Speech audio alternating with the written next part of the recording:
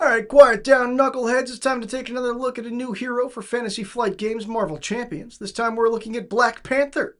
Shuri was the only daughter of King T'Chaka and the only child of Queen Ramonda of Wakanda, an advanced African nation. From an early age, Shuri was determined to be the first woman to wear the mantle of Wakanda's protector, the Black Panther. She challenged her uncle Sion for the mantle, but her half-brother T'Challa had beaten her to it. During an attack on Wakanda led by Ulysses Klaue, Shuri, wielding the ebony blade, killed Radioactive Man, who probably deserved it, for being honest. Not long after, T'Challa fell into a coma and a new Black Panther had to be chosen. Shuri, assuming the role was hers to lose, went into the first trial, confronting Bast, the Panther god. However, Bast could sense her arrogance and rejected Shuri, though he did not consume her, which is, I guess, what he does with the unworthy? He eats them? I would never take that test. What if you lose? Why would you try? Shuri took all the way the wrong lesson and put the suit on anyway to fight off Morlun, the devourer of totems, and saved Wakanda in the process. She remained Black Panther for a time, with T'Challa working alongside her as an advisor. Since then, she and her brother worked together with the Dora Milaje, an elite squad of Wakandan soldiers, and gathered a team to fight off Dr. Doom when he tried to take Wakanda. She ordered an attack on Atlantis, escalating a decades-old Cold War. She spent some time in the Savage Land and ran into Klaue again, this time working on a super-powered scream which could incapacitate the whole world. Shuri nearly killed the source of his power, a victim herself, but then everything just sort of deus ex machina'd. She lost the capital city of Wakanda to Thanos and the Cabal when Namor suggested that the Infinity Stones were being held in Wakanda. They were not!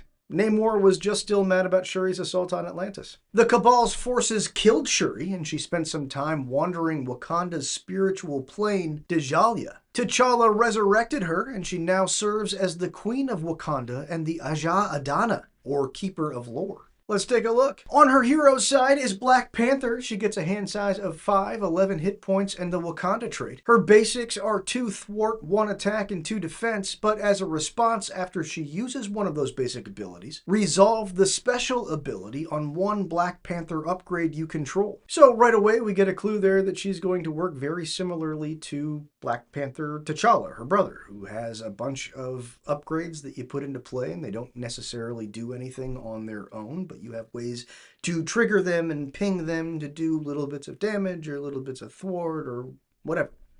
She's like the other Black Panther.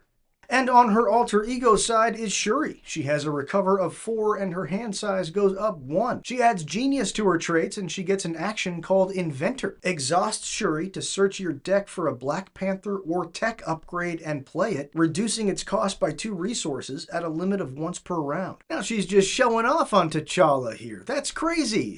His alter ego ability, I looked it up so you don't have to, at setup he gets to put 1 upgrade into play. That's it. One time he gets to do that. Shuri gets to do this amazing ability once per round? And because so many of her cards reference these upgrades, we're going to go out of order and look at those first. First up is Kimoyo Beat, a 2-cost upgrade with the Black Panther and tech traits. It has no action, but its special is a thwart. Remove 1 threat from a scheme. You may discard this card to confuse an enemy. Well, 2 costs with those traits means that Shuri's alter ego ability can find it for free. I mean, she has to exhaust, which is not nothing, but that's amazing. Then we get Panther Claws, another 2-cost upgrade. This one has the Black Panther and weapon traits. Its special is an attack. Deal 2 damage to an enemy. You may discard this card to deal 3 additional damage to that enemy. If you do, this attack gains piercing. 2 damage as a bonus to something you're already doing is amazing. If you were using your basic thwart and then you just get to do 2 more damage and then maybe discard it to do 3 more, do 5 damage off of a basic thwart? Good! It's good! Spider Bites is next. It too is a 2-cost upgrade, and it has the Black Panther and tech traits. Its special is choose a player. Deal 1 damage to the villain and each minion engaged with that player. You may discard this card to stun each of those enemies. You loosen the jar on a bunch of minions, or maybe you knock a bunch of tough statuses off so you can do a big hit on something, or you just stun everybody? And the last one is Vibranium Suit. It costs 2 and has the Black Panther and armor traits. And its special is another attack. Move 1 damage from your hero to an enemy. You may discard this to give your hero a tough status card.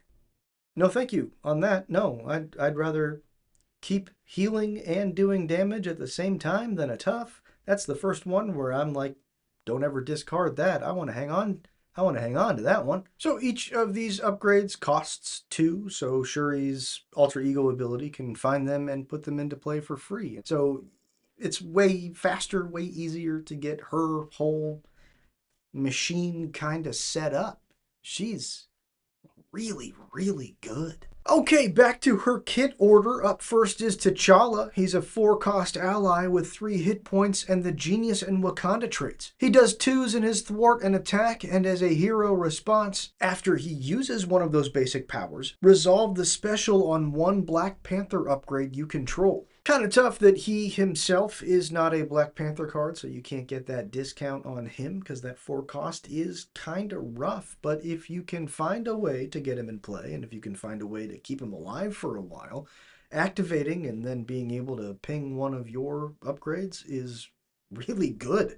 That's a really good ally if you can get over that 3 hit points. Next up is 2 copies of Clawed Strike, a 2-cost attack event. As a hero action, deal 4 damage to an enemy. Resolve the special on 1 Black Panther upgrade you control. By itself, it's really only okay. You're getting 4 damage for 2 resources, which is fine. But if you're then able to ping off, get a threat off, or do another damage and heal, or do 2 more damage, let alone what happens if you discard one of those upgrades, that's awesome. And on the prowl is the Thwart version. It's a 2-cost event with a hero action that removes 3 threat from a scheme, then resolve the special on 1 Black Panther upgrade. I actually maybe like this one a little bit better. You get 3 threat off of a scheme, and then you do whatever, 2 damage or all of those things. That's great. That's so good. Then we get just 1 copy of Wakanda Forever. It's a 1-cost tactic event. As a hero action, resolve the special ability on each Black Panther upgrade you control. What, is she not as patriotic? T'Challa got 4 copies of this. She only gets the 1. Granted, her upgrades are so much better.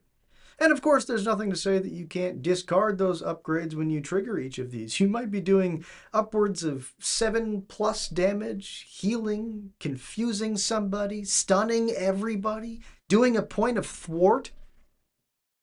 Shouldn't have ended with that one. I should have put that one in the middle somewhere. 7 damage. That should have been at the end. 2 copies of Vibranium is next. It's a resource which generates 2 wild resources. Definitely great for getting that expensive brother of yours into play, and it also makes cards that have requirements somewhat negligible. If you have one of these and you try to get the basic Peter Parker Spider-Man ally into play, you only have to come up with 1 other resource, and then you have all 3 resources that he requires. Then we get 1 copy of the Elephant's Trunk, a 2-cost support with the Persona and Wakanda traits. As an alter ego action, exhaust the Elephant's Trunk and up to 2 other Wakanda allies or supports you control to draw 1 card for each card you exhausted. Wow. So every time you flip down to alter ego, which you're probably going to want to do fairly often, you're going to be able to start your next turn with 9 cards? Next up is Queen Ramonda, a 1-cost support with the Persona and Wakanda traits. As an alter ego action, exhaust Queen Ramonda to heal damage from an alter ego with the Wakanda trait equal to that alter ego's recovery stat. She's basically Aunt May, one of the best supports in the entire game, but she can work for either Black Panther. And her last card is one copy of Aja Adana, a one-cost upgrade with the title trait. As an action, exhaust Aja Adana to shuffle one identity-specific card from your discard pile into your deck. And here is the linchpin that makes this entire situation incredible. Now you don't have to be worried about triggering the discard ability on those upgrades because you can use a Ja'Adana to get that thing back into the... and then you use your alter ego and you put it... and then you just... it's nothing to discard a card and stun everybody if you know you can put that card back into play really easily.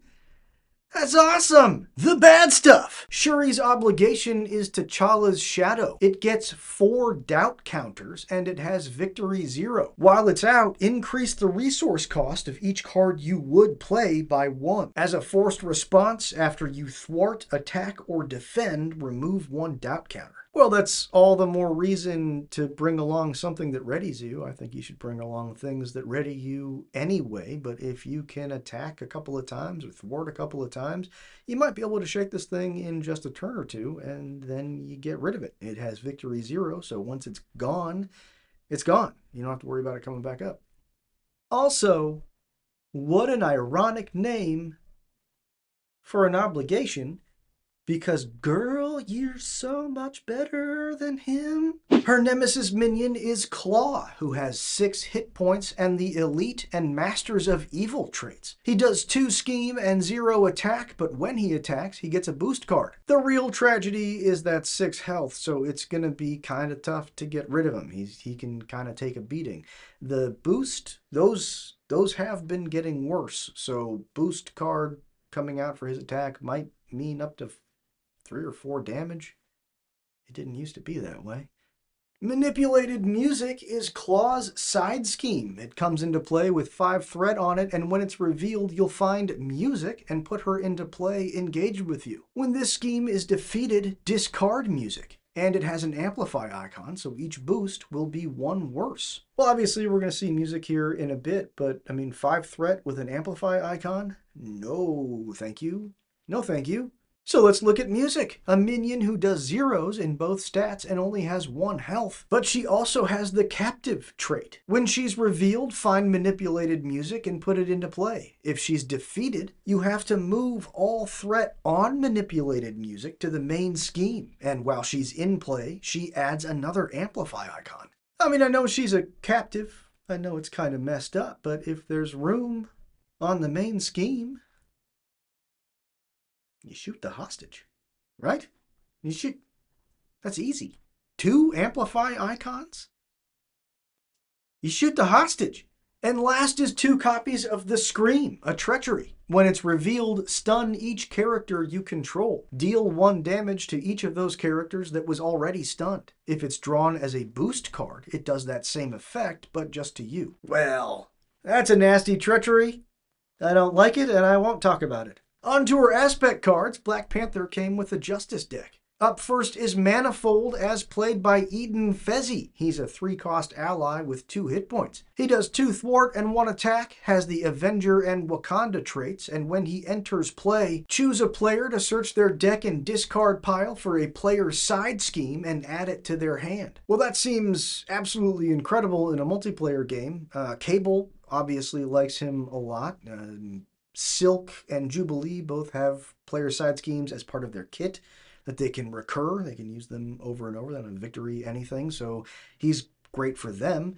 Otherwise, I don't think I would take it in a solo deck, take him in a solo deck if I had fewer than 3 player side schemes that I wanted to make sure that he helped me get out. Then we get 3 copies of Infiltration, a 1-cost thwart event. As a hero, choose a number between 1 and 5. Discard that many cards from the top of the encounter deck to remove 1 threat from a scheme for each card you discarded. Then if any of those cards you discarded was a minion, put 1 of them into play engaged with you. And that's amazing if There's a few ways now that you can know the top couple of cards on the encounter deck. If you know what they are and you want to skip them, then you use this to skip them. That's pretty great. It's amazing just in general. If you're getting 5 threat for 1 resource, like, yeah, you might get a minion. Yeah, you're getting that much closer to an acceleration token coming out, but it's 5 threat for 1 resource. Next up is 1 copy of Going Undercover, a 0-cost player side scheme that comes into play with 4 threat on it. It has victory 0, and when it's defeated, the player that defeated it looks at the top 5 cards of the encounter deck. They may add one of those cards that's not scenario specific to the victory display, then put the rest on the top and or bottom of the encounter deck in any order. It seems mostly fine, but I mean, Justice is going to have the most surplus of threat mitigation, so you put this out, it thins your deck. Maybe you set up a big infiltration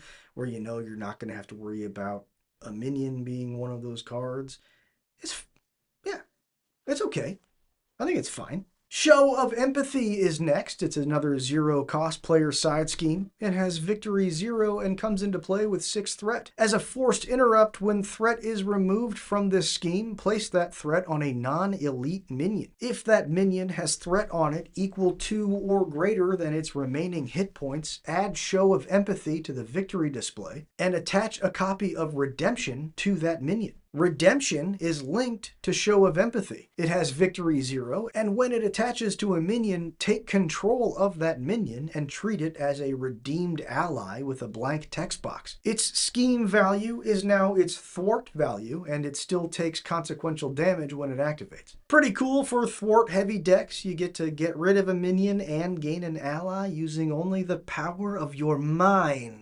Then we get 1 copy of the Raft, a 2-cost location and shield support. As a response, after a minion leaves play, tuck it under here from the discard pile. Then remove threat from a scheme equal to the tucked minion's printed scheme value. Then, if there are at least 4 minions tucked here, deal 1 at random as a face-down encounter card. Well, I like that a whole lot. I wish it was an aggression card. Boy, do I wish it was an aggression card, but I like it. Up next is 3 copies of Invisibility Gear. It's a 1-cost upgrade with the item and tech traits, which you can play under any identity at a max of 1 per identity. As an interrupt, when an enemy would attack you, discard Invisibility Gear to make that enemy scheme instead. It's basically Nick Fury's stealth suit, but just 1 at a time. But it's still great, really good for confused lock decks. You make the villain scheme instead of attack, but oh no, it's confused. Oh heck, how did that happen?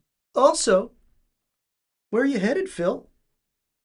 Where are you headed, Phil Coulson, with that invisibility gear? Because it looks like you're creeping on one of the couples that's supposed to repopulate the Earth in Moonraker, and that's not a good look, bud. 3 copies of Sting Operation is next. It's a 2-cost upgrade with the preparation and tactic traits and has a max of 1 per identity. As a response, after a non-elite minion schemes, discard Sting Operation to discard that minion. It's too bad that you have to let it scheme first, but then you get to get rid of it and maybe stick it under the raft and get that threat right back off. Our first basic card is Annika, a 3-cost ally with 3 health and the Wakanda and Dora Milaje traits. She does 1 thwart and 2 attack, and after she uses one of those basic powers, resolve the special on another Dora Milaje ally. And she has a special of her own, remove 1 threat from a scheme. That's cool. We're going to see a few of these Dora Milaje allies, and they all work together as a sort of mini version of what the Black Panther heroes have going on with their specials pinging off of each other. I like it. Next is Ayo, another basic ally with the Wakanda and Dora Milaje traits. She too costs 3 and has 3 hit points. She does 1 thwart and 2 attack, and when she uses a basic power, resolve a Dora Milaje special. Her special is deal 1 damage to an enemy. Yes, great. Okoye is next. She's the last of the Dora Milaje allies. She costs 4 for 3 hit points. She does 2s in both stats, and using one of those basic abilities sets off the special on another Dora Milaje. And her special is choose a Wakanda hero or ally. They get +1 to their thwart and attack until the end of the phase. Well, she's a little more expensive, but a lot better than the other 2 Dora Milajes if you use that special. If you can use the other two to trigger her twice, then you're getting +2 to both of your stats. What? What? But there's actually just one more piece to the Dora Milaje situation. And so we're going to go out of order for a third time in one pack. Unheard of. Dora Milaje is a 3-cost basic support with the Wakanda trait. If your identity has the Wakanda trait, it's free. As an action, exhaust Dora Milaje to resolve the special on one Dora Milaje ally and heal 1 damage from that ally. So unless I'm mistaken, which maybe, you could use Io and Nakia and Dora Milaje, all 3 of those, to trigger Okoye's special, and then your basic stats go up by 3? Heart of the Panther is next. It's a team-up card for the Black Panthers. Or is it like Surgeons General? Is it Black? Nope. It's a 2-cost event with the Wakanda trait. We get 2 copies in the pack, but you're limited to 1 per deck. As a hero action, search your deck and discard pile for a Black Panther upgrade and put it in play. Resolve the special on up to 4 Black Panther upgrades you control. T'Challa is a pretty solid ally if you can get him into play and keep him alive. If you're playing leadership in particular and you can boost his hit points and you can heal him up or whatever, then trying to get this in play while he is in play, yeah, it's worth it. You get to use all 4 of your upgrades. Wonderful. Do that. On the other hand, on his side, for him, he's already not very good. His version, his Shuri ally, does one thing when she comes into play, and then she just sort of sits there. She's a chump block. She doesn't really do much. So trying to keep her alive to use this, no, don't. Why? Don't do that. We get a leadership card, 1 copy of White Wolf, as played by Hunter. He's a 3-cost ally with 3 hit points and the Wakanda trait. He does 2s in both stats, but that 2 thwart comes with 2 consequential damage, and when he attacks, place 1 threat on the main scheme. Is that good? It doesn't seem good. Next is 3 copies of Target Spotter, a 1-cost aggression support. It has the Persona and Shield traits, and it gets 2 target counters. As an interrupt, when a minion would engage an identity, remove 1 target counter from here. That minion cannot activate until the end of the phase. Engage that minion. That means it stops stupid Quick Strike. This is an anti-Quick Strike machine. Ooh, I like that. But also really good for overkill decks. It's really good for Thor in multiplayer who wants all of the minions to come to him. It's a very cheap shield support with counters. So Maria Hill, she sure wants it because she wants to take all those counters and put them on the Iliad and then win the game. Well, I'm going to be very honest here. I do not care for the original Black Panther hero that came in the core box. I don't like it. I appreciate what they did, that it's different from other heroes. So when they announced that there was going to be another Black Panther, and then they showed some of her cards, and it seemed like she was going to have kind of the same thing, I was pretty disappointed. But ooh, boy, did they figure it out. Version 2 is incredible. She's so much fun. Her upgrades are easier to get into play, and she can recur them to great effect. Those upgrades are way better than his. And she has Queen Ramonda, so she's going to be doing quite a lot of healing when she flips down to Alter Ego. She has the Elephant's Foot. She has Adana. She's excellent. She's a genius. She has the genius trait, and that almost always means you should bring along ingenuity. And if you're bringing along ingenuity, that probably means you should bring along Moon Girl. It's too bad Moon Girl can't be like an honorary Dora Milaje or something, because you want to have that little set of allies in play. But Moon Girl is really, really solid if you're going to have a lot of mental resources flying around, and she does. She's going to get a lot of mileage out of readies. When she uses a basic ability, she can ping one of her upgrades, so you want to be able to use those basic abilities pretty often. She gets tech upgrades out very easily, so repurpose is going to be very strong for her. Justice Served readies you when you thwart the last threat off of a scheme. Kimoyo beads, they're going to be doing that one little bit of thwart every time you activate or do whatever, so you may have to time it out, but getting that last thread off is probably not going to be too tricky in true solo because you're only dealing with like 4 or 5 thread at a time anyway. And T'Challa is, if you can keep him alive, like if you use leadership and you gear everything toward keeping him alive, sidekick or whatever else, he's a really strong ally. He's so strong for her. All right, that's all I got on Shuri. Now get off my lawn.